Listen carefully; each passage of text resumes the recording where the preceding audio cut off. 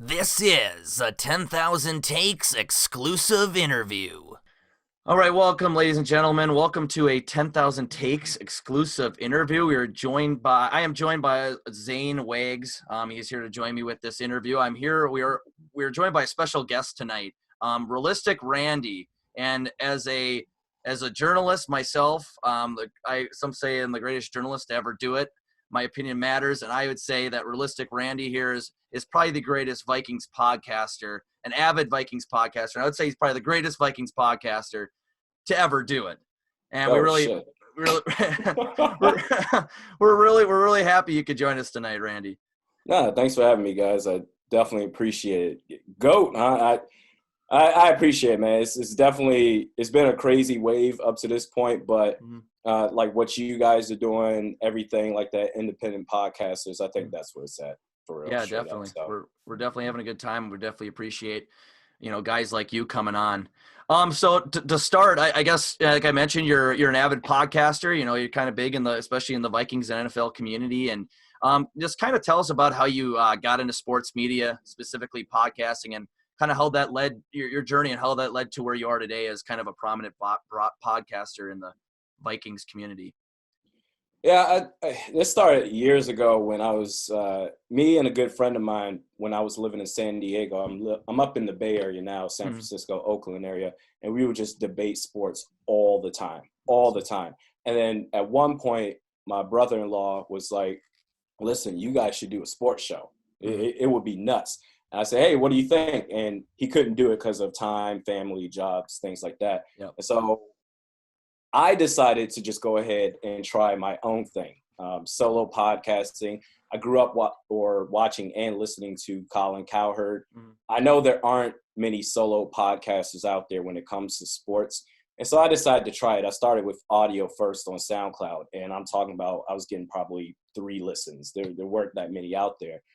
And then me and a couple of other friends of mine, we started a group podcast talking NBA topics, NBA takes, all around the NBA season. And then finally, after the first season of that was probably back in, this was the year that the Cavs came back from the 3-1 deficit. So this was 2016, I believe that was. And then after that season ended, they couldn't do it anymore. So I decided to take my solo podcast and make it into video. And so, shoot, I've been doing that I think I just finished my 3rd season just now. Oh, wow. And it's been a lot of fun, man. It really, really has. And I think the biggest thing is what I try to put into my podcast is what I like listening to from other podcasters. No bullshit, just authentic takes, whatever it is that you think, back it up with evidence, and that's just it. I'm not really into the manufactured hot takes. And I know a lot of people think that I do that in my show where I'm just saying stuff to get people riled up. But no, what I say is what I feel. And I just have a good time with it, man, really. So if I was to get 5 views or however many views, I'm having a good time doing it. So that's how I got started, and no plans on stopping anytime soon. Right. Awesome. Well, what I really, really love is that, just like your name, you keep it realistic. And there's so many people like Score North, for example, where they're going out there and they're making some of the craziest takes I've ever heard. Your name's Realistic Randy. You keep this shit realistic, and we appreciate that. But how did you get that title, Realistic Randy? Did you just choose it? Did you decide to go with it, or what happened? Dude, me and my wife, I shit you not, this is how the name came up. Me and my wife, we argue like all the time. Not in one of those we're about to get a divorce type of things, but just like we fun debate. arguments. We go through banter. Yeah, fun arguments. Yeah. And I forgot what the topic was about, but at one point she said, "You know what? You're just a negative Nancy." And off the top of my head, I said, "No," because I got to get her back. I got to get the last word in. Yeah. And I said, "No, I'm Realistic Randy," and it stuck with me ever since. So that's how the name came up. That's perfect. Oh my gosh. That shit, I was gonna say, like, I say that all the time, and someone like, "You're just a pessimist." Like, no, I'm just being realistic. But I don't have that ring with my name to really do that. So, but that's perfect. Oh my gosh. Man. That was probably, I mean, that was like 2015 that came up when we first moved up to the Bay Area. I forgot what the topic was, and I said, "Oh, that kind of sticks. I'll go with that." Awesome. Well, moving on, I know that being in media, you're definitely exposing your opinions to the community. I mean, I'm sure being especially in the Vikings community and talking to Vikings fans that you probably have received hate specifically for based on some of your opinions. I mean, what are some of the funniest or what is some of the funniest, craziest hate mail that you've ever received? Maybe from Vikings fans or something for a particular opinion. Oh, shit. I got made fun of for my voice. I've been accused of doing podcasts in my mama's basement. FYI, this is not my mama's basement. Right. I live in a 3-bedroom house. This is the extra bedroom that I have Nice. that I've turned into a studio. I don't know football, trust the leadership there. They know what they're doing. This is just some guy. Anybody can do a podcast now because all you got to do is get in front of a microphone and start yelling all the time. So it's really stuff like that. I get a kick out of it, but now I've kind of just tuned it out. So I think nowadays what it comes down to, I mean, probably I would say the biggest problem that people have with me is my takes on the head coach, Mike Zimmer. Yeah. Second is probably Anthony Barr. Yep. But I say a lot of good stuff too. I think people choose to focus on the negative and say, oh, that's all he does is bitch and moan. Yep. But I talk a lot of positives too. So I think that's the thing that people have a problem with is Mike Zimmer and Anthony Barr and my takes on them. Right. And I don't understand.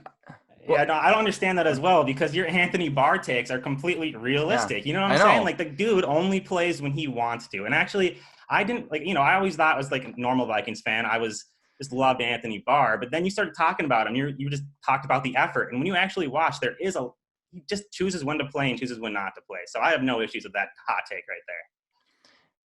He's a fan favorite. Everyone loves him. He gets a lot more hype than production. And I remember I went on one of I don't even know if it's a bigger show because, I mean, I'm not going to sit there and trash the folks and I'm not going to say their name. I'm not going to promote them. But this was probably, I want to say this was after the 2017 season. And I said, yo, this was actually when Daniil Hunter got his contract extension. And I called into this show. It's got a couple of popular names on there. And they said, what do you think? What do you think is going to happen next? I said, personally, I would trade Anthony Barr. Like, he's just not worth it. And this one guy just tried to rip me to shreds. And you don't know what you're talking about, and advanced analytics, and basically just eating stats and calculators for breakfast. And this is why he's so great. And I said, bro, like, he's really, really not. And I broke it down. And I said, Trey Waynes to me is a better player, like straight up than Anthony Barr. And that was 2 years ago. And I still feel the same way now. But there are certain guys where, they're fan favorites. And I think this applies to all sports league fandomship where you got certain players I don't know, for whatever reason, they're the pet of the head coach or whatever. And we just love them. And you don't understand nuances because you don't understand the game. Like, shut the fuck up, bro. Yeah. Like, watch the game and don't let other people influence your thoughts. But honestly, no, I just break it down. And after last year is when I really broke down Anthony Barr's game and looked at every single game from the 2018 season.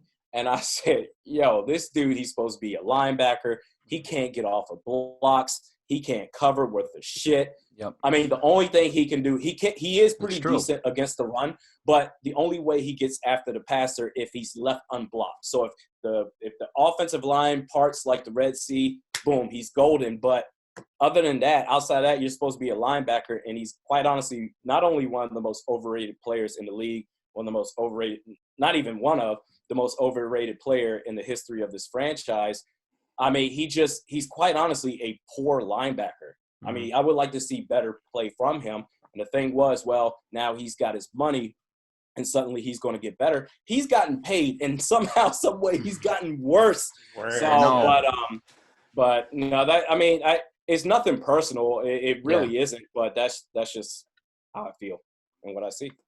Yeah, I mean, you can go ahead, Jake. Yeah, I was just gonna say. I mean, being a Vikings fan, you have to be realistic, and you're just being realistic with the community and the fans. And some just can't take it still after knowing all these years that, the Vikings have a lot of issues, and some people need to bring them up and talk about them. Well, Minnesota sports in general. I mean, the reason why all Minnesota sports fans suck, and they do suck, is because it's depressing to be a Minnesota sports fan. Yeah. There's nothing ever to look forward to, so you're kind of stuck in a pessimistic state of mind all the time. Yeah. I say a lot of good stuff too. I can't emphasize that enough because I don't want people to think, at the end of the day, people are going to think whatever they want, but I don't want people to think that I'm just looking for bad stuff to talk about all the time. Right. I've talked about the offensive weapons that we have. I've talked about how, for as much as everyone shits on the offensive line and say they're the worst ever, I don't think that. I think they're pretty average. I think they're a lot better than what they were in 2018. I've talked about Anthony Harris, Neil Hunter, Eric Kendricks, one of the best linebackers in the league. But again, people, at the end of the day, people are going to think what they want to think. And for a lot of people, I understand I'm not going to be everyone's cup of tea. And that's okay. I'm not really trying to appease everyone because I understand that's just not realistic at all. But I just got to be me, have a good time. And that's honestly why I feel like for all the podcasters out there, you guys too, just keep doing what it is that you're doing. Don't feel like you have to pretend to be someone that you're not because it's going to come off as fake. And I mean, yeah, if those that have been religiously listening to me for the last couple of years, even this past season, bro, I give and I take. I say the good and I say the bad. So, cool. Yes, for sure. So when I first discovered you, I actually discovered you on Score North. I didn't know about you before then. What did you like and dislike about working for Score North? Did you find that it helped grow your audience or not really?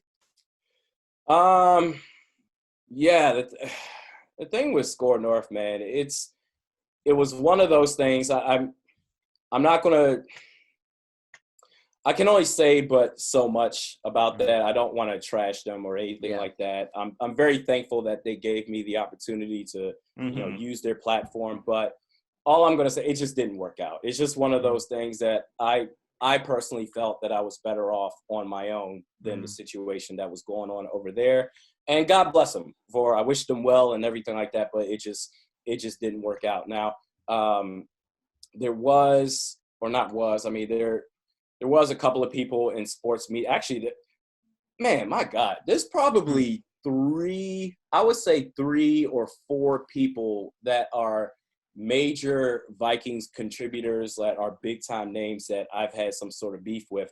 And I swear to God, folks, like not one time have I ever gone out of my way to be like, you're an idiot. You don't know what you're talking. All the hate that I get.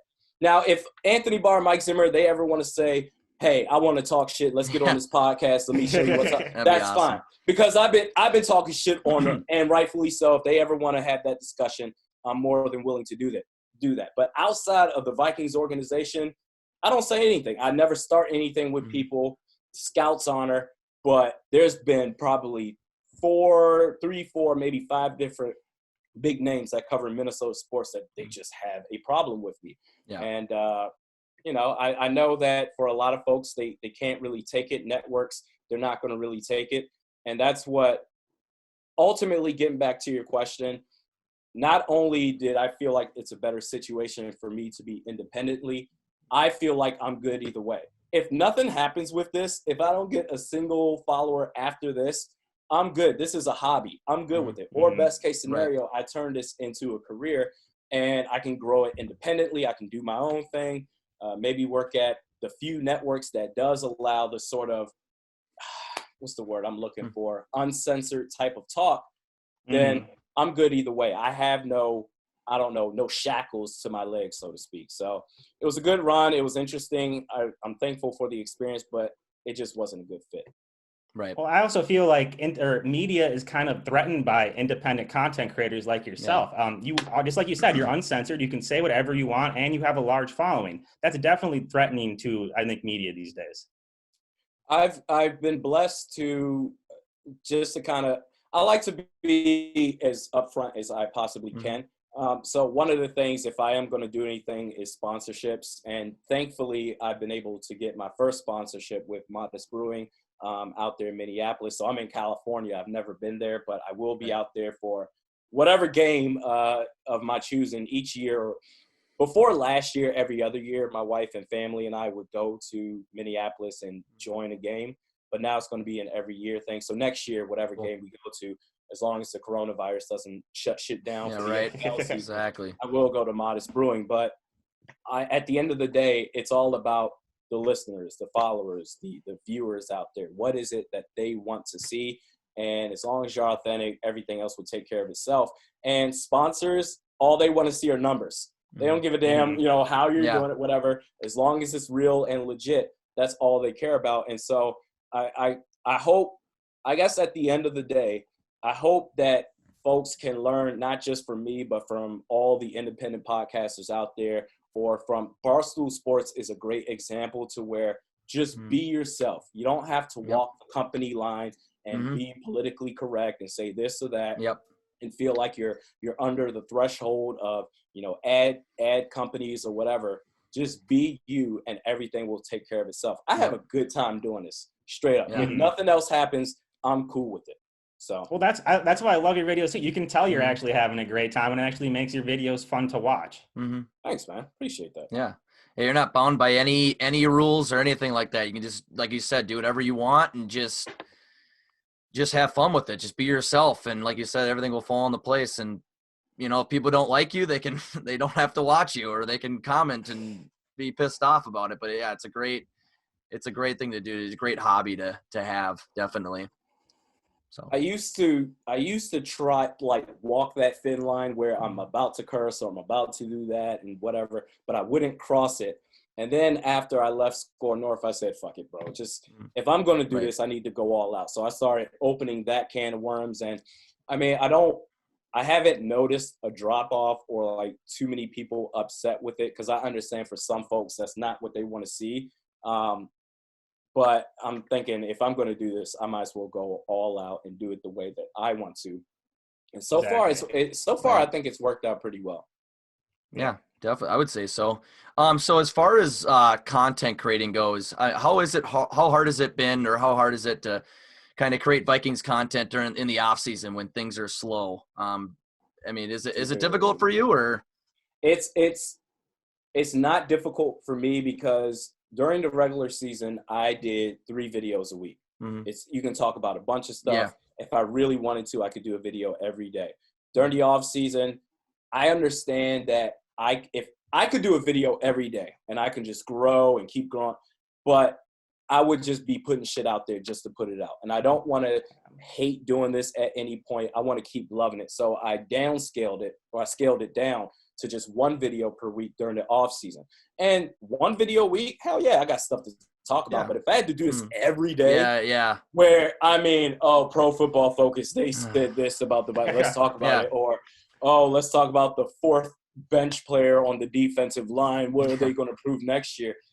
I would dread it. I would absolutely dread it. So during the off season, it's been fine, because I've scaled down to once a week. And I am looking to expand the type of content that compared to what I've been doing before. So before, it's just been video podcasts. Okay, that's fine. But I mean, I can do skits. I can do sketches. I used to be a stand-up comedian. Awesome. I did a rap video before. If I really wanted to, I could rap. Not to say I can be this great lyricist or MC, but I can do okay with it. So just coming up with different types of fun content throughout the off season is what really makes it fun for me.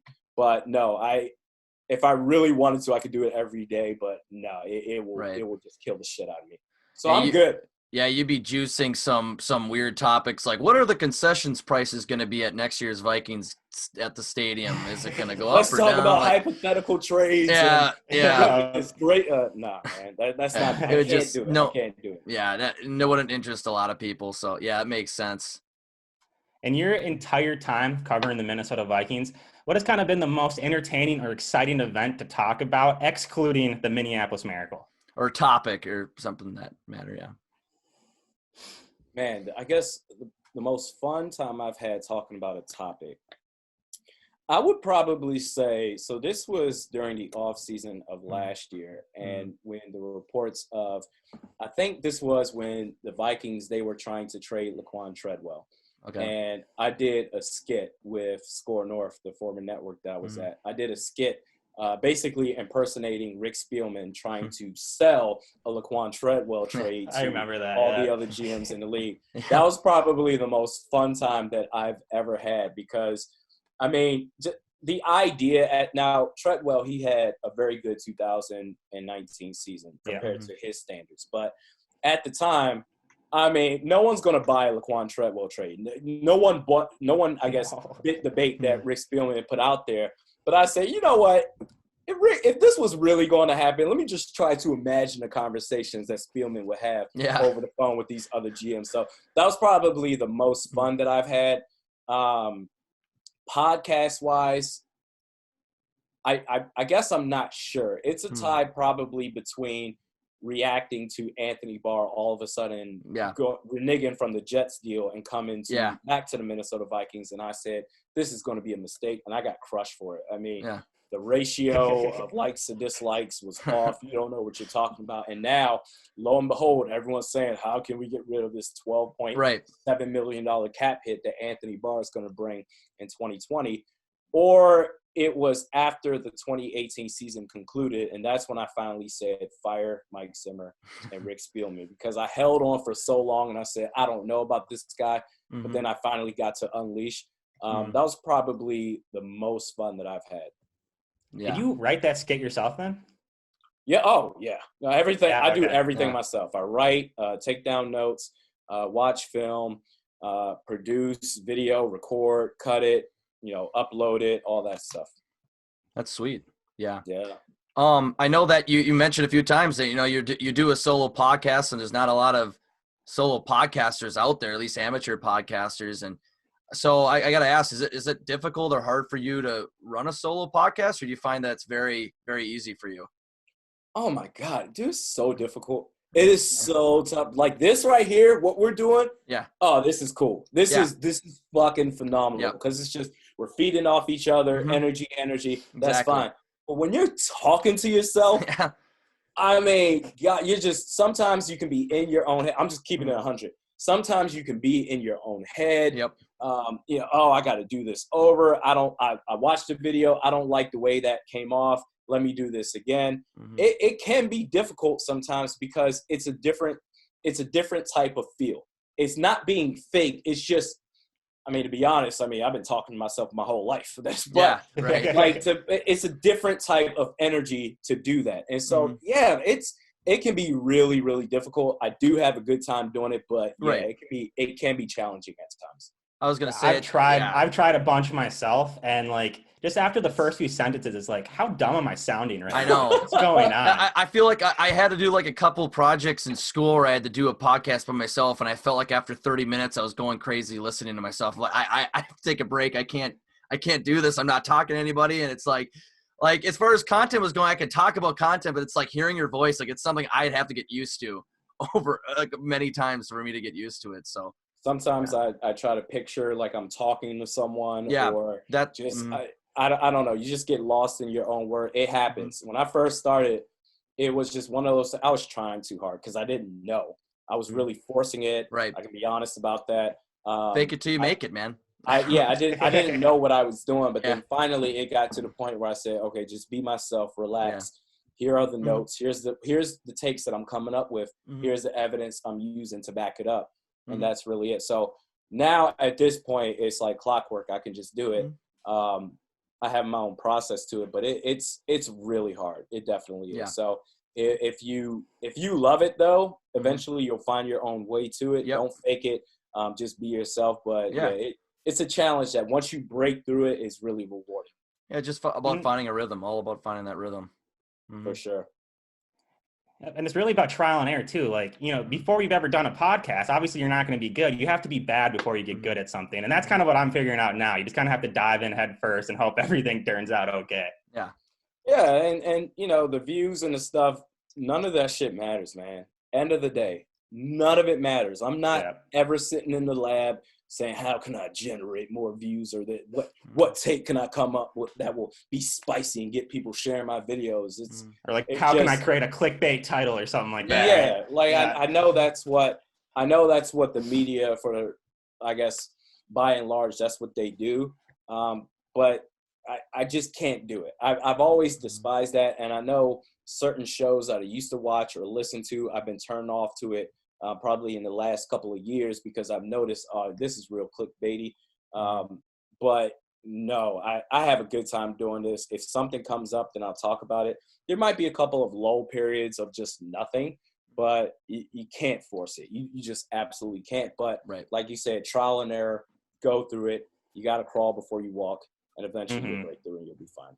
Exactly. Yeah, for sure. So we got you in here. So we got to ask you a few current Vikings questions, if you're all right with that. Okay. Go for it. Oh, we have to. Okay. So let's say you're Rick Spielman, right? What would you be doing this offseason to solidify this team's roster and actually make that deep playoff push that we know that the roster is capable of doing? I would trade Anthony Barr to some other team that thinks he's great. I would take the $10 million cap hit, the dead cap hit with it, because I don't fucking care. If I get a saltine cracker for Anthony Barr, I'm super good with it. Addition by subtraction. Because I think, honestly, Eric Wilson will come at a cheaper rate. He's a free agent too. But I think, honestly, he just makes more plays than Anthony Barr. So that's what I would do.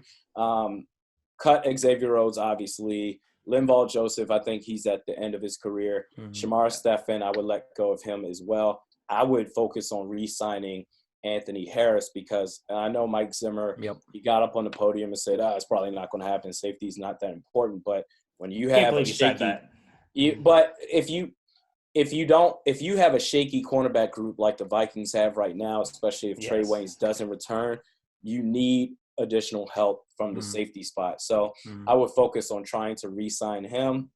There's Jack Conklin, Tennessee Titans, their tackle, I believe right tackle. Brandon Scherf, he just got franchise tagged by the Redskins, so I would imagine that's not going to happen. Maybe I think in the draft, I think they're going to go cornerback, and I wouldn't be upset with that at all. Normally, I'm like, what are you doing? Go for offensive line. I think I wouldn't fault the Vikings if they decided to move Brian O'Neill to left tackle. I wouldn't fault them for that at all. No. I wouldn't be excited about it, but I wouldn't be pissed off about it, if that makes sense. You could leave him right there. And then, go through the draft, man. Trayvon Diggs, Antoine Winfield Jr., I think they're very good players.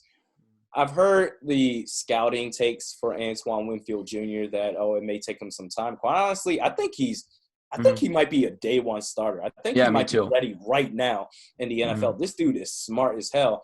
I'm definitely going to do like a Vikings draft preview about guys that I'd love to see the Vikings draft. And Antoine Winfield Jr. is definitely going to be on that, but he's a super smart player. Yes.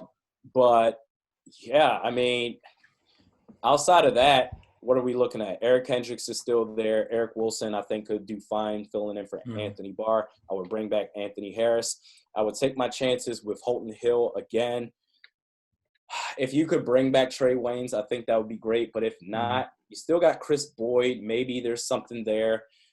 Mike Hughes, that last year, and you know what, I'm going to try to give him the benefit of the doubt. He had the ACL tear the season before. So maybe this year, 2020, he comes back fully healthy. So you've got some players there, and assuming they go cornerback in the first round, you've got 4 cornerbacks on your roster that you can work with. But I would try to bolster up the offensive line, and it's very possible to free up enough cap space. You just need to – the problem with Rick Spielman and Mike Zimmer is that they're so loyal to players. Rick Spielman, in the case of, I just want to be right with every single draft pick. I don't want to be wrong. I'm going to run this player into the ground until it becomes absolutely embarrassing. But look at Bill Belichick. If he sees that a player's fucking up, he's like, I don't care where I drafted you. I don't care how much money you're gone. Give you. You're gone. So be it. You remember Jamie Collins? Great player. I think they got him again for a second time. But that first time when they had him, I won all this money. I'm a great linebacker, which is true. And they say, you know what? Okay. I'm comparing that to Anthony Barr, who's not a great player, but still, okay, you won all this money. We can do fine without you, bro. We really, really can. We're going to go ahead and ship you to Cleveland, let them pay you, and then the rest is history. So it's all about, can they impact this team in a positive way if we keep them? Or if, let's say, if we send them away, will it hurt this team? And for certain players with Rick Spielman, that's absolutely the case where you're better off trading them and getting something for them. But too many times I want to be right. Matt Khalil, Blair Walsh, Christian Ponder, Anthony Barr now, he's a new pet. Laquan Treadwell, you should have kept James Wright. James Wright was a playmaker every single time he stepped on the field. And in the case of Mike Zimmer, I think his loyalty, because he just treats them like family. It's very personal for him. So that to me is the biggest problem with them, learning to let go. Because right now the talk, we're in salary cap hell, but right now the talk is, oh my God, now the Vikings, they got tough decisions. Well, it didn't have to be this tough. The only reason it's tough right now is the salary cap is forcing them to suddenly make some tough decisions. But if you had traded Xavier Rhodes last year, which I said, everyone ripped me for that. If you had simply let Anthony Barr, he wants to come back. No, we good, man. Go ahead. Go to the Jets. Go to the Jets. Yeah, but let him go. Instead, he wants to come back. You could have had Roger Saffold, bro. Yep. Who's with the Tennessee Titans now, left guard. But that's the problem with this team. But if you learn to cut ties with the personal relationships and treat it as a business, then there are plenty of ways to free up enough cap space to get a marquee free agent and have enough money to sign your draft picks. It's just a matter of will they do it or not. So I wouldn't be surprised if Xavier Rhodes, if he's on the roster in 2020. Yeah. Straight up. Would you consider renegotiating his contract instead of just straight up cutting him and getting all that dead cap? If it could free up even more cap money, more cap space, sure. I mean, and you can just be in a leadership role where you're coaching the cornerbacks on the sidelines, but you don't actually play. Or if you decide that you want to have him play safety opposite Harrison Smith, that's an idea as well. But him playing corner, I'm absolutely done with it. But if you can free up cap space by renegotiating, because I think I don't have the numbers in front of me, but if you were to straight up cut him, you'd save $8 million on the cap. But then you also take about a $6.5 million dead cap hit. So if you can renegotiate to where it's lower and keep them, sure, why not? Have a great time.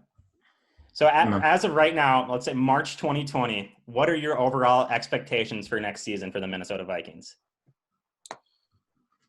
Long ways to go, obviously. Yeah. It is. It's free agency's not here. Yeah. The draft isn't here, so it's really hard to tell. But just based off of what I've seen from the Mike Zimmer-led Vikings, Rick Spielman, every other year they shit the bed. Then the next year after that, they go to the playoffs. I don't know. They've gone 0-6 combined the last 2 years against Matt Nagy and Matt LaFleur. So those are two new coaches in the NFC North Division. You haven't been able to beat them. So the chances of winning the division, I just don't see it. Getting in as a wild card, the LA Rams, they're going to be back. The Seattle Seahawks, they're still going to be there. Who knows what the Bears will do with the quarterback position if they go ahead and bench Trubisky and bring in Teddy Bridgewater or some other player that can be better. They could have a chance as well. I just don't know. You've got the Saints, maybe the Panthers are trying to tank. So you've got the Falcons, maybe they'll bounce back. I have no idea. I could see this team squeaking into the playoffs as a second wild card spot at 9-7 or 10-6. Or just going below 500 and missing the playoffs altogether. So I think this is going to be a tough year for the Vikings. Not to say that they don't have the talent or the personnel. It's just I've seen enough. I've seen this story before from the head coach to where I just don't trust it. And your defense isn't as good as it used to be to where you could fall back on that and say, well, at least our defense is great. It's really, really not. It's probably scoring defense. They were really good. They were more of a bend but don't break defense. But you compare that to before, I don't know. I think they're going to have a tough time in 2020. Yeah, it definitely trends that way, like you said, where they just have those seasons where they just make a playoffs and they shit the bed. And so, I mean, but who knows at this point? I know that like kind of outside Viking stock, the big topics, around the offseason is obviously Tom Brady. I know that he is going to be an unrestricted free agent like March 18th, I believe. So, I mean, what is your take on Brady? Where do you think you'll end up? Do you think you'll go back to the Patriots, or do you think you'll end up somewhere like the Titans that I've heard speculated? Unless the Patriots make drastic changes with their receiving weapons, I just don't see it. Yeah. They lost Gronk. He retired. They don't have any weapons outside of Julian Edelman. I just don't see it. The Titans are a sexy pick. Maybe he could go there. The Tampa Bay Buccaneers, I've heard they were in play as well. And that's a really good team. If you just plug in Tom Brady on that squad with Godwin, with Mike Evans, that's a hell of a team. The Chargers are interesting as well. The Raiders, I've heard they may possibly be in play. I would say if you're looking at a 43-year-old Tom Brady who wants to play till he's 45, offensive line, that has to be the biggest thing. Yep. The Titans and the Raiders, those are the two marquee teams that I would look at. I have no idea. All I can say is I don't have a take. I don't have insiders. I don't know shit about. I don't know. I don't have connections with anybody. But I'm just trying to think if I were in his position, I don't think he's going back to New England at all. I think it's going to be one of those other 3 or 4 teams that I mentioned. Probably the best case scenario, I would say Tampa, just because the receiving weapons are tenfold better than what he had last year in New England. And then maybe I would say the Tennessee Titans would be the second pick. I would say it would be between those 2 teams because their offensive lines. Now, the Raiders, I think they have the best offensive line out of all of them.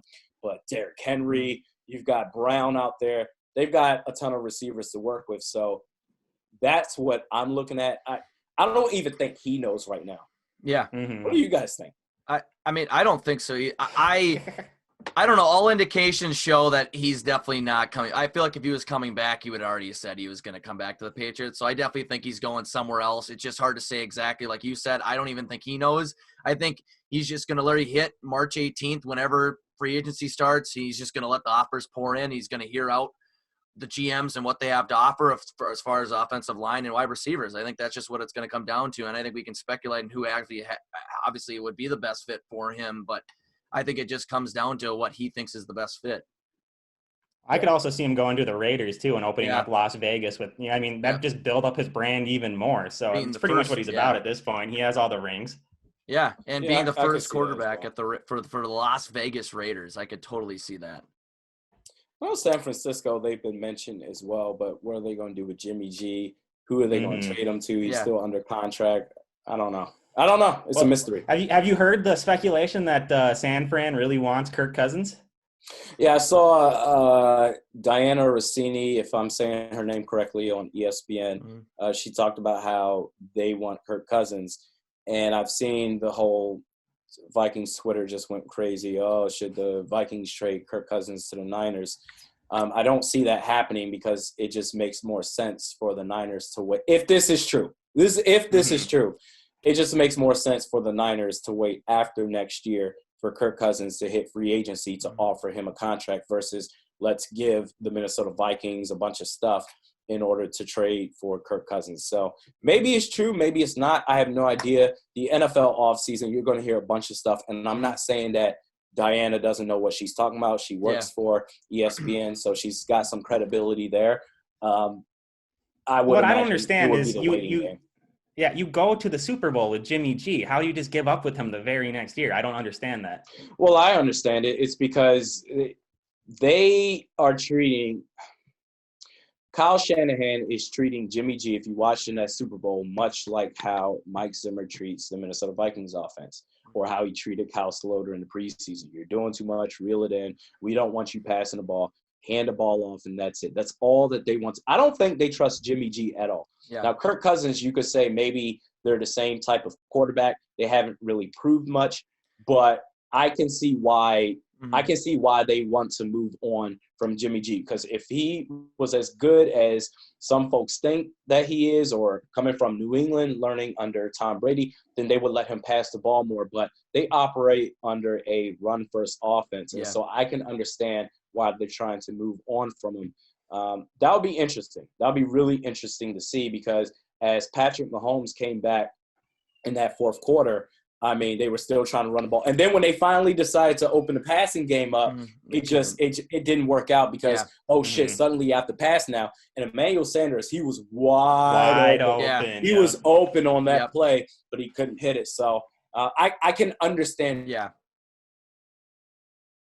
why. I just don't know what's ultimately going to happen. But if they want Kirk Cousins, now that looking back at it too, he did throw like less than 10 passes in the NFC Championship game. So you're right. It's like the very first game the Minnesota Vikings played when Kirk only threw it like 10 times. Yeah. Exactly. And I was going to say, it does make sense in the sense of them looking at Kirk Cousins, because if you do look at Kirk Cousins, when you give him time to throw the football and put a good offensive line in front of him, he's an excellent pocket passer, and San Francisco has a very good offensive line. So they would look at him as being, he's a guy that we could I don't know, put back there, and he'll have a good run game. But if we need a guy to thread the needle on some passes, he could be our guy. But I just see with Kirk Cousins still going into his third year of his contract and them signing this huge deal with Jimmy G, I feel like it's a little too premature for them to cut ties at this point, maybe a year or two down the road. But I think it's just a little too premature. That's why it's just weird. But there definitely might be a little bit of talks about it, but I guess we'll never really know. It's just rumors at this point.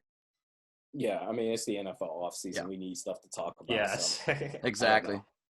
Well, speaking, I know we were just mentioning this, we mentioned this a couple times, but speaking of stuff that everybody is talking about, coronavirus obviously is a big topic right now. Are you worried about coronavirus? I mean, as it pertains to the NFL, I know that the NFL season is, like about 5 months away, but I mean, campuses are closing. The NCAA tournament is not allowing fans into the arenas, and obviously the NBA just suspended their season or suspended it indefinitely right now. I mean, are you worried at all about it?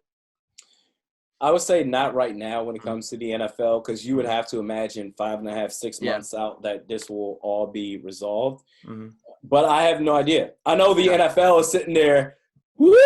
Yeah, they got this that because it's the NFL offseason. They don't got to worry about it. But they certainly dodged a bullet with that. But I guess I don't know. I would say right now I'm not worried about it. As we get closer and closer, let's say we're in mid to late June and this is still a thing, I would think to myself, okay, maybe this is something we may need to brace for. What is the NFL going to do? And can you imagine an NFL game with no fans there? Yeah. Or just not start the season on time? I would say right now they dodged a bullet, but I have no idea. I mean, I already am sitting here and can't imagine like an NBA game or even an NHL game without fans, or let alone an NCAA basketball tournament. But football, where you can really hear the crowd even on TV, like that would just be so weird. That'd be so just like, are we in the Twilight Zone right now? What is going on? Yeah, that'd be. Well, just think about watching the March Madness with no audience. How crazy that's gonna be! Like all the atmosphere is gonna be gone. I don't think I'm gonna watch it because it's just gonna be too weird. And can you imagine the championship team? All right, now here are your champions. They lift up the trophy and there's just no one there. No one. Confetti just coming down for no reason. I don't know. This is a weird time in sports. I mean, certainly I hope everyone is taking precautions. I have no idea what this thing is all about. It's funny because with all the hoopla about, no one out here in Santa Clara County, not too far from where I'm at. Yeah. They're banning all events that are hosting 1,000 people and more. So the San Jose Sharks, that whole ordeal. Everyone stay inside. I don't know how it is are you guys in Minneapolis, Minnesota area? Yep. Yeah. Yep. Okay. Mm-hmm. So I don't know do you guys have Costco out there or Sam's Club? Or yeah. Yep. Okay. So out here, we have Costco, and all the toilet paper, all the Clorox wipes, everything's gone. Yep. Mm-hmm. I can only imagine, like, okay, everyone stay inside. For me, that's a piece of cake. I stay inside all the time. I hate people, bro. I don't like people. Like, I like talking to people and doing podcasts and all that stuff, but just day-to-day activities, going to the grocery store. Yeah. I don't want to talk to anyone. So interacting. Honestly, I stay in the house all the time, except for the essentials. So, just keep doing the same shit that I've been doing my whole life? Man, please. This is nothing. Right. Yeah. Are you personally worried about it, just with yourself being in such a populous area? I mean, people in Minnesota are wearing masks and freaking out. And we only have 15 confirmed cases right now. Less than that. Yeah. No, so. I'm not really worried about it right now because the cases keep growing and growing.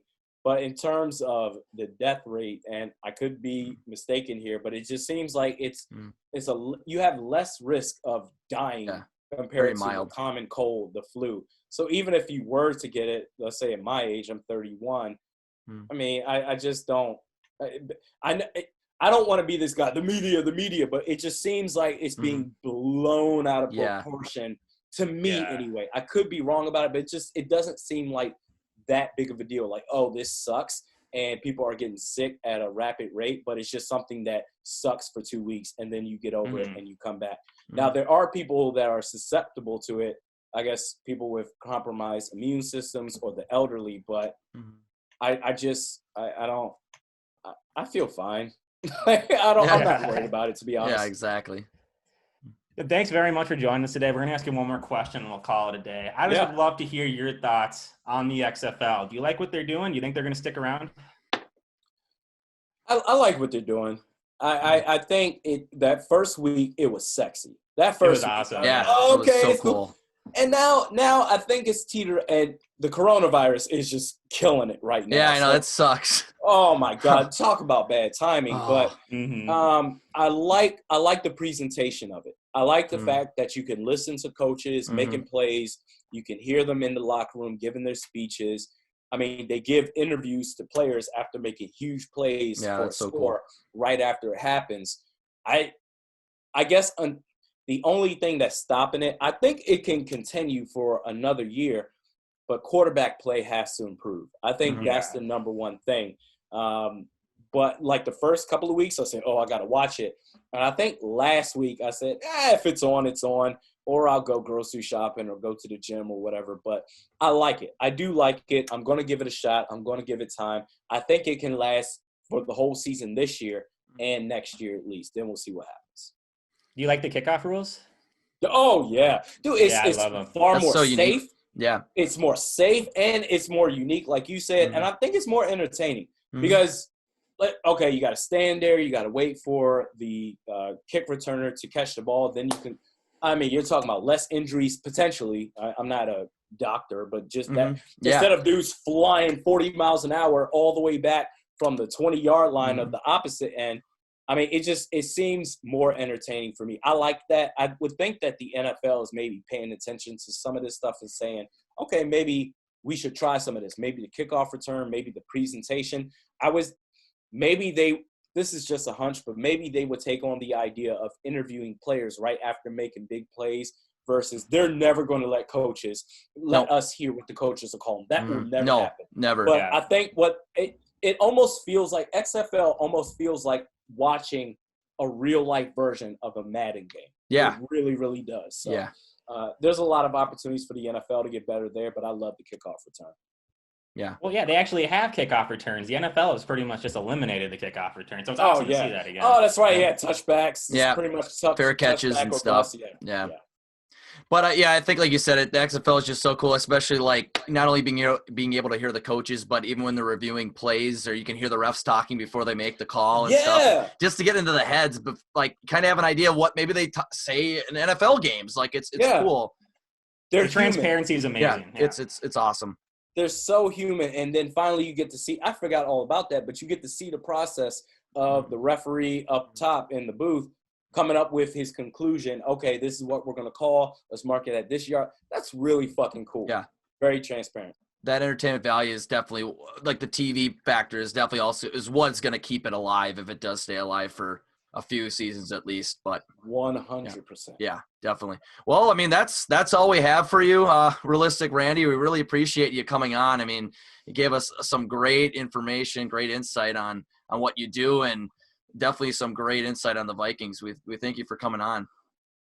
Yeah, thank you, thanks for having me. Yeah, no, I appreciate it. Thanks for reaching out. Always a pleasure to talk, man. Hit me up anytime. Yeah, definitely. And we'll definitely meet you at the brewery when you go there for the next Vikings game. We'll be there. We'll have to meet up for sure. Yeah, looking forward to it. Have a couple of brewskis. Awesome. But and all those watching and listening in, make sure to follow Realistic Randy on YouTube, and you're definitely on Twitter and all the social media, right? Yeah, YouTube, just search Realistic Randy. Yep. You'll find it. Twitter at realistic_Randy. Yep. I'm on Instagram, but I'm not really on there often. Facebook, you can find. Just search it and you'll find it there. Yeah. But all you need to know is Twitter, YouTube. That's the primary places to find you. But again, Randy, thank you for coming on and joining us tonight and taking time out of your day to join us. Yeah, no problem. Thanks, guys. Yeah, thanks. Thank you, Randy. See you guys later. Appreciate it.